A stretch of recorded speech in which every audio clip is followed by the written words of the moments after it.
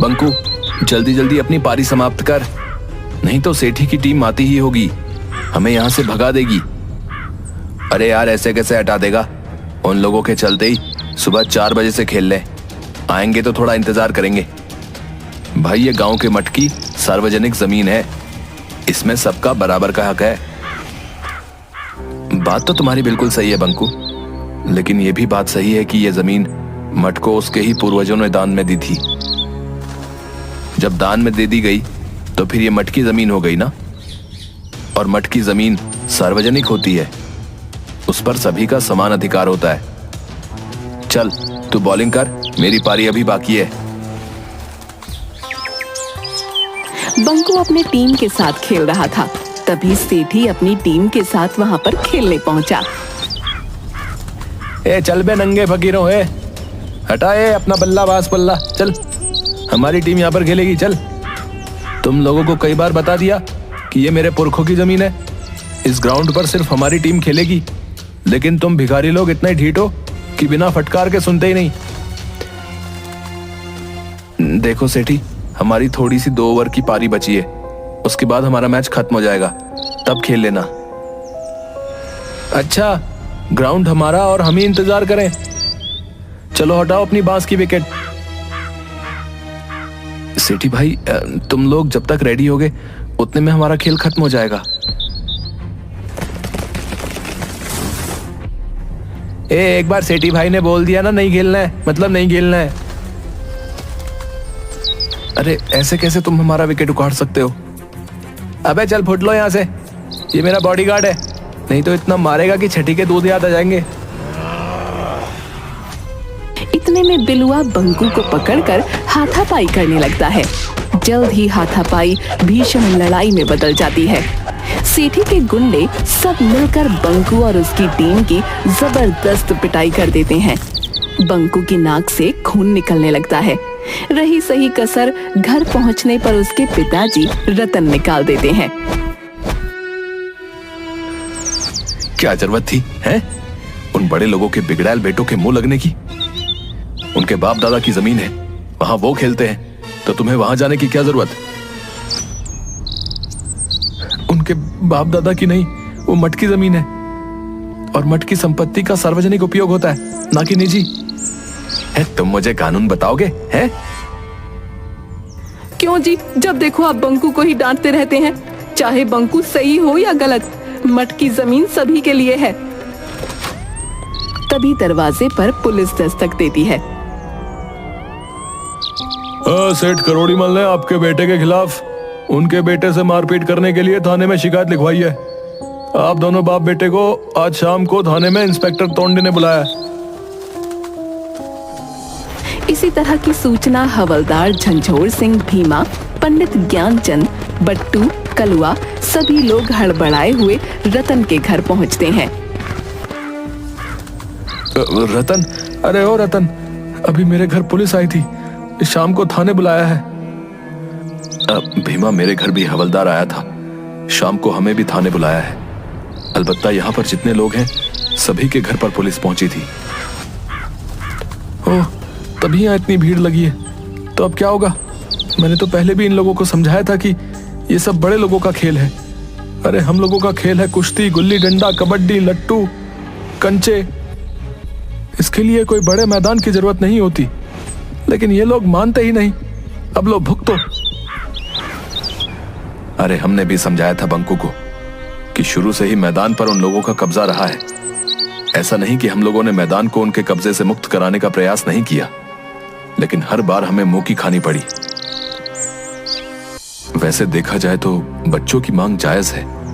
हम सबको सरपंच जी के साथ जाकर थानेदार को बताना चाहिए। लेकिन सरपंच जी भी तो लालची हैं, करोड़ीमल उन्हें भी खरीद लेगा। सच्चाई को कोई नहीं खरीद सकता, और यही विश्वास हम गरीबों को ढांढस बंधाता है। सभी सरपंच हुकुमचंद के पास पहुंचते हैं।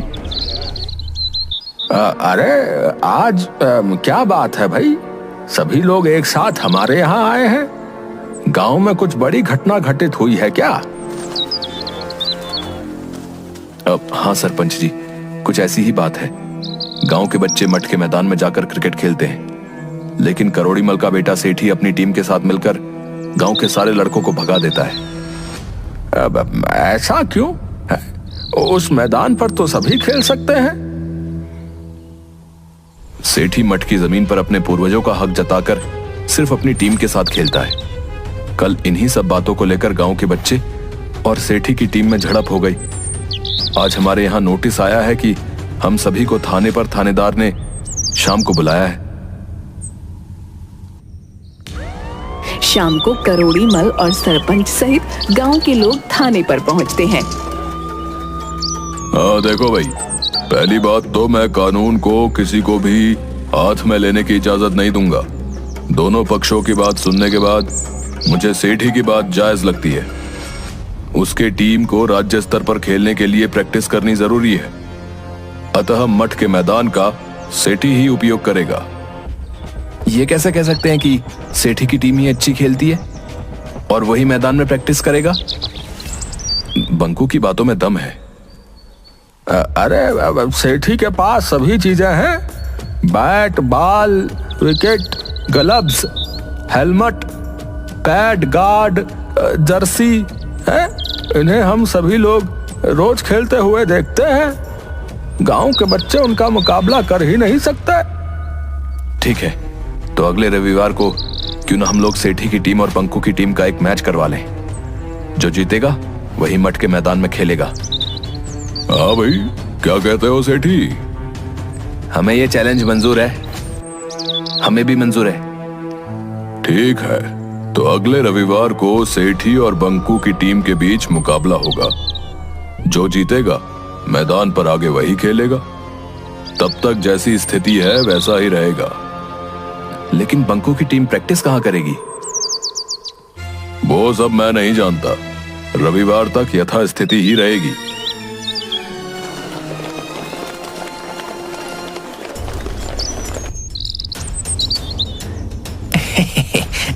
शाबाश थानेदार साहब, ये लीजिए अपना इनाम।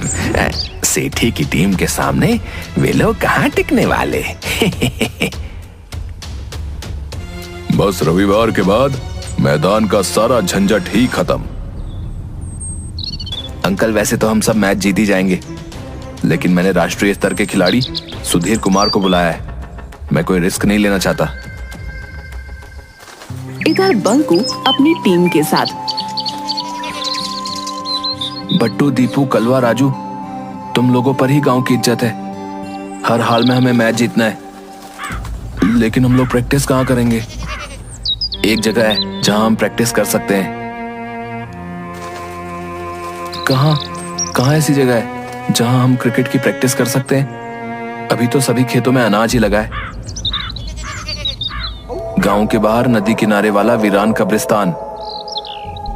नहीं बाबा, सुना है वहां के बरगद के पेड़ पर भूतों और अतृप्त आत्माओं का वास है। हमें याद रखना होगा कि हिम्मत मर्दा तो मदद खुदा। हम सभी को दिल मजबूत कर हिम्मत के साथ प्रैक्टिस करनी होगी। हमारे पास वक्त बहुत कम है। दूसरे दिन से सेठी मठ की जमीन पर अपनी प्रैक्टिस स्टार्ट कर देता है। दूसरी तरफ बंकू अपनी टीम के साथ गांव के बाहर वीरान कब्रिस्तान में अपनी प्रैक्टिस जारी रखता है। बट्टू, तुम कीपिंग करोगे। राजू, तुम स्लिप पर रहोगे। कलवा, तुम्हारा थ्रो बहुत अच्छा है, तुम लॉन्ग लेग बाउंड्री पर रहोगे। नहीं, लॉन्ग लेग बाउंड्री पर भूतों वाला बरगद का पेड़ है, मैं नहीं जाऊंगा वहां। ठीक है, वहां पर मैं रहूंगा। इसी तरह से दोनों टीम अपनी अपनी प्रैक्टिस जी जान से करते रहते हैं। आज शनिवार था। दोनों टीमें सुबह सुबह ही अपने अपने ग्राउंड में पहुंच चुकी थीं। दोस्तों, पिछले 5 दिन से हम लोग प्रैक्टिस कर रहे हैं। कल हमारा फाइनल दिन है। हमें अपनी जी जान लगाकर हर हाल में मैच जीतना है। हम जो गलतियां पिछले 5 दिनों से करते आए हैं उन्हें दोहराना नहीं है। चलो बट्टू, बैटिंग करो। मेरी गुगली से बचकर दिखाओ, गिल्लियां बिखेर दूंगा। ठीक है, पहले बॉल तो फेंक, बाउंड्री पार नजर आएगी।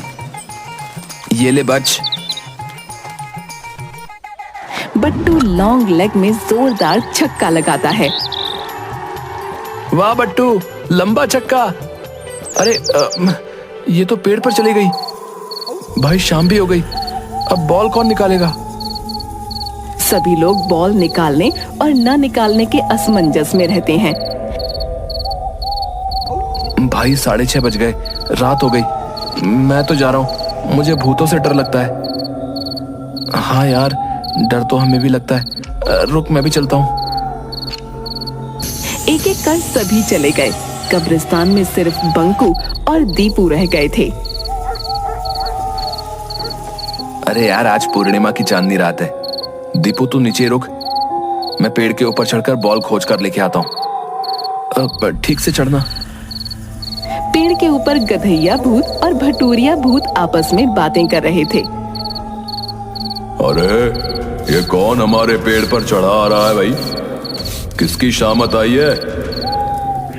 लगता है अभी जो नीचे बच्चे खेल रहे थे उन्हीं में से कोई ऊपर आ रहा है। शायद उन्हें हमसे डर नहीं। अभी बताता हूँ बच्चों को। अरे अरे अरे अरे अरे अरे, ऐसा नहीं है। पहले जान तो लो कि वो क्यों इतनी रात में अपनी जान जोखिम में डालकर यहाँ आ रहा है। ठीक है। कौन हो तुम? ऊपर कैसे आ गए भाई? तुम्हारी इतनी हिम्मत? दीपू, जो अभी तक हिम्मत रखे हुए था, वो भूत की आवाज सुनते ही बिना पीछे देखे भाग गया। बंकू डरते हुए सारी बात भटूरिया और गधैया को बताता है। तुम सही कह रहे हो लड़के, इन्हीं के पूर्वजों ने हमें मारकर दफन कर दिया था। डरो मत बच्चा, हम तुम्हारे साथ हैं। जहां अन्याय होगा मैं तुम्हारे साथ रहूंगा। अब आप लोगों को लोग बदमाश बोलते हैं। अरे असली बदमाश तो करोड़ीमल, सेठी, हुकुमचंद और थानेदार टोंडे जैसे हैं। ठीक है, कल का मैच हम लोग भी देखने आएंगे। याद रखना, सिर्फ तुम हमें देख व सुन सकते हो। दूसरे दिन मठ के मैदान में दोनों टीम पहुंच जाती हैं। थानेदार टोंडे अंपायरिंग करते हैं और हवलदार झंझोर सिंह कमेंट्री। नमस्कार दोस्तों, मैं झंझोर सिंह सरताजपुर के मठ के मैदान से आपको लाइव कमेंट्री सुनाने के लिए उपस्थित हूँ। पूरा मैदान खचाखच भरा हुआ है। आज एक तरफ सुसज्जित बहुत ही सुंदर जर्सी में सेठी की टीम और दूसरी तरफ पतले दुबले दीनहीन नंगे पांव वाले बहुरंगे कपड़े पहने बंकू की टीम मैच खेलने को तैयार है। ये देखिए, टॉस जीतकर सेठी ने पहले बल्लेबाजी का निर्णय लिया है। भाई वो तो सुधीर कुमार लग रहा है। वो राष्ट्रीय स्तर का खिलाड़ी है। बंकू तुम इसका विरोध करो। सर, ये राष्ट्रीय स्तर का खिलाड़ी सुधीर कुमार हमारे गांव से नहीं है। देखो बंकू, प्यार और जंग में सब जायज है और ये भी एक जंग है। अगर तुम अपनी हार मान लो तो वॉक ओवर दे देता हूं। नहीं, आखिरी क्षण तक हम लड़ेंगे।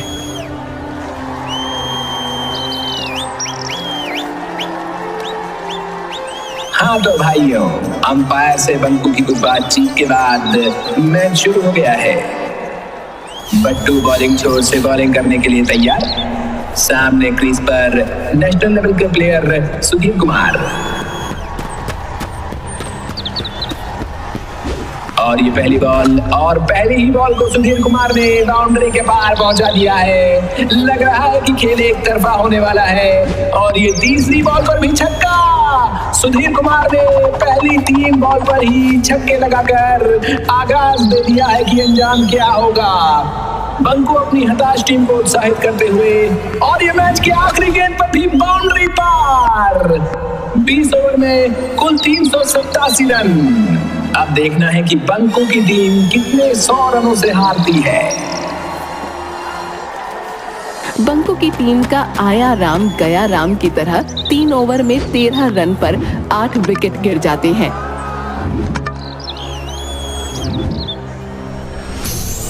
अरे नो बॉल पर आउट कर दिया। ये तो बेईमान अंपायर है। अब हमें ही कुछ कमाल दिखाना पड़ेगा। बंकू, यह अंपायर बेईमानी कर रहा है। हमने कहा था कि अगर बेईमानी होगी तो हम तुम्हारी मदद करेंगे। ठीक है, प्यार और जंग में सब जायज है। दर्शकों, आपको बता दूं कि 3 ओवर में 13 रन पर 8 विकेट बंकू की टीम गिर चुकी है। हमें लगता है कि 4 ओवर में ही खेल समाप्त होने वाला है। बंकू और दीपू क्रीज पर नए प्लेयर आए हैं जो सेठी की बॉलिंग का सामना करेंगे।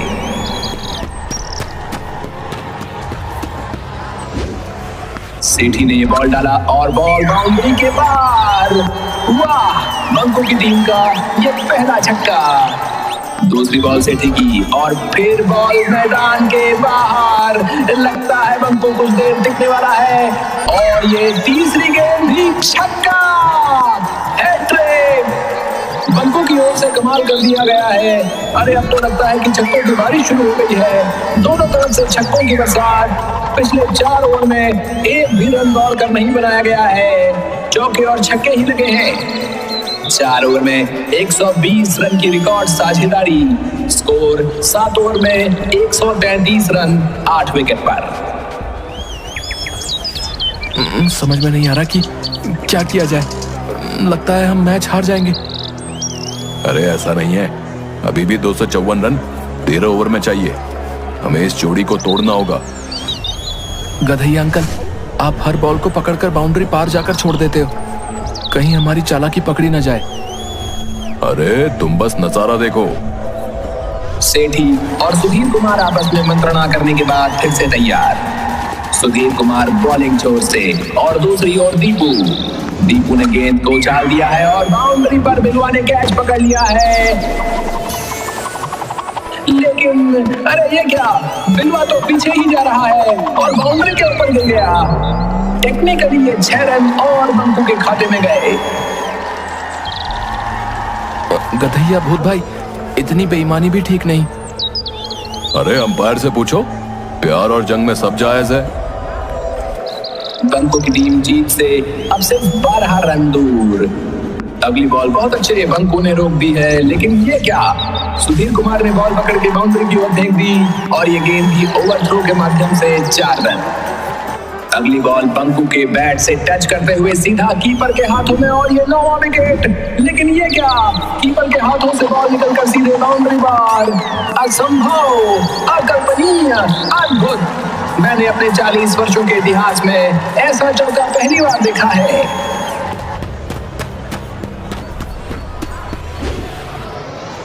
और ये गगनचुंबी छक्के के साथ मैच समाप्त होता है। बंकू की टीम 2 विकेट से मैच को जीत चुकी है। यानी इस मट की जमीन से सेठी और गरोड़ीमल का दावा अब इतिहास बन चुका है। अब इस मैदान पर गांव के सभी बच्चे खेलने के लिए स्वतंत्र हैं। गांव के सभी लोग दौड़कर बंकू और उसकी टीम को कंधे पर उठाकर मैदान के चारों ओर चक्कर लगाते हैं और जयकारे लगाते हैं। बंकू गधैया भूत और भटूरिया भूत को बरगद के पेड़ की ओर जाते हुए देख रहा है। बंकू की आंखों से लगातार खुशी के आंसू निकल रहे थे।